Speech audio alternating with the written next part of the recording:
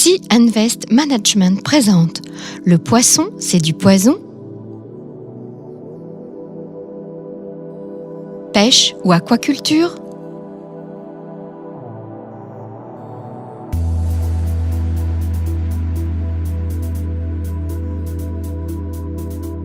Le marché nous offre un grand choix d'espèces, mais quelle est la qualité du poisson que nous mangeons?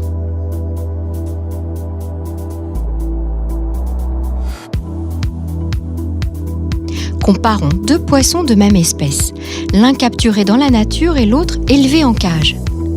Nous avons acheté un mulet élevé en cage et un mulet capturé dans la nature avant et après cuisson.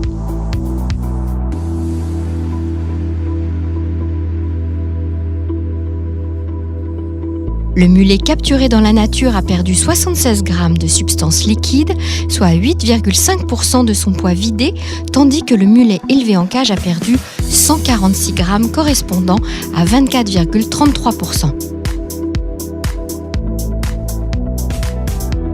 L'analyse des résultats fait apparaître le fait que le poisson élevé en cage a perdu 2,8 fois plus de substance liquide et a coûté 24,33% plus cher.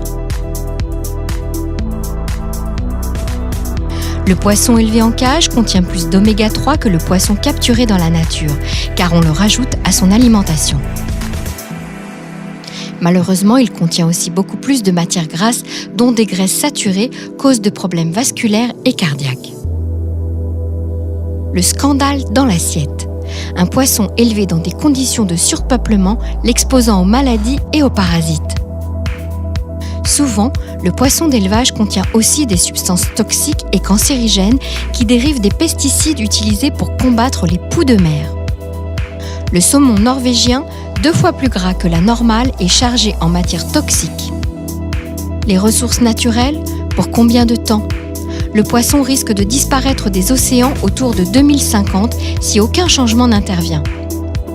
Pour la première fois, une étude publiée par la revue Science du 3 novembre 2006 a rendu compte des conséquences de la pêche excessive dans les mers.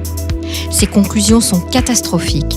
D'après les auteurs, biologistes américains et canadiens, si rien n'est fait, presque toutes les espèces de poissons comestibles et les crustacés disparaîtront vers 2050. Déperdition globale d'espèces de vastes écosystèmes marins. L'analyse des courbes de régression des trajectoires des espèces de poissons et d'invertébrés en voie d'extinction durant les 50 dernières années prévoit l'extinction de presque toutes les espèces de poissons et d'invertébrés vers 2050. Mais l'aggravation de la déperdition notable depuis l'année 2000 laisse penser que cette extinction pourrait intervenir plus tôt. Selon la FAO, aujourd'hui l'aquaculture représente 50% de la consommation humaine de poissons, soit un poisson sur 2. Depuis 1985, la quantité de poissons pêchés stagne. Bien qu'en 1985, les ressources marines étaient exploitées à 5% et aujourd'hui à 95%. La pollution entraîne une explosion des parasites, des maladies et autres désastres écologiques parmi les élevages de poissons, comme la prolifération des poux de mer et algues toxiques. Le coupable? Les poissons ont été traités aux antibiotiques jusqu'à ce que les parasites développent une résistance. Aujourd'hui, ils sont traités avec des pesticides comme le diflubenzuron en Norvège. L'infection? Le résultat? La prolifération d'algues au Chili en 2016 a entraîné la perte de 100 000 tonnes de saumon. Des stocks entiers deviennent impropres à la consommation et des sommes énormes sont perdues par les aquaculteurs. Les défis? Assurer l'alimentation de l'humanité.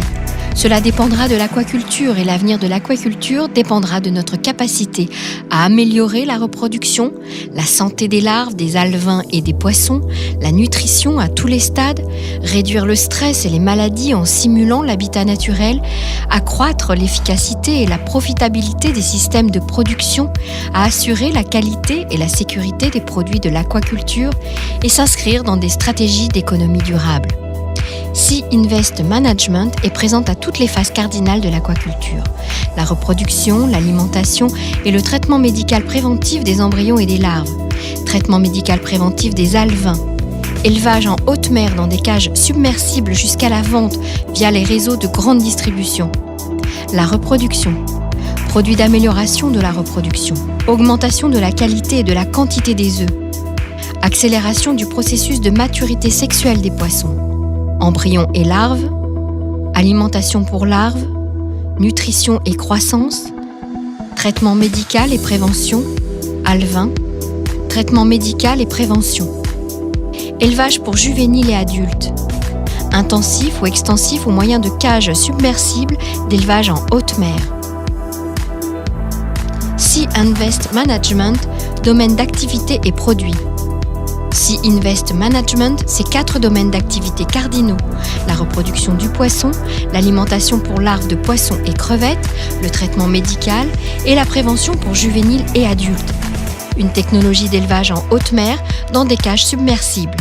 Ces 4 technologies donnent à Sea Invest Management le contrôle de la chaîne de production du poisson du début, la reproduction, jusqu'à l'élevage. À chaque phase cardinale de la production du poisson, Sea Invest Management optimise la productivité. Sea Invest Management optimise la rentabilité. Sea Invest Management. Comment nous contacter ? Par email à l'adresse suivante: contact@seainvestman.com.